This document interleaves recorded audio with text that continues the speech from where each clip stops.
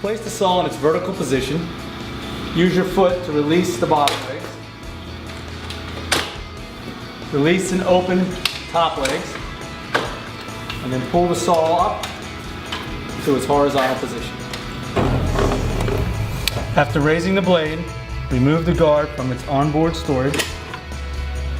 Pull out the riving knife blade guard release lever and install the guard into the guard slot. After installing the guard, remove the anti-kickback paws from underneath the saw in their storage area.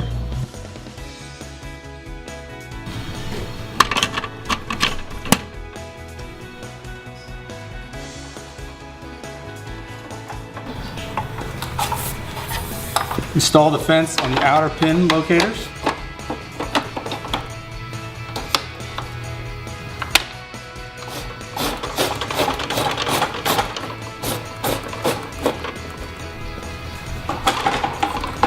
In this position, the saw has 32.5-inch rip cut capacity. Install the fence into the inner locator pins.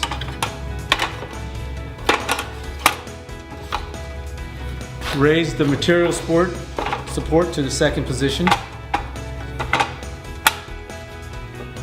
And now it can be used as a narrow ripping fence.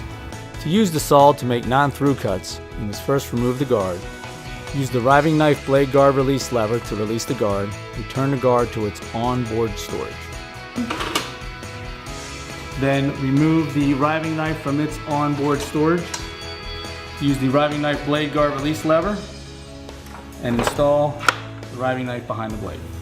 When finished using the saw for the day and getting ready to return it to its storage position, remove the riving knife using the riving knife blade guard release lever. Install the riving knife back in its storage area underneath the saw. Flip the narrow rip fence over to its locking position. Remove the fence from the saw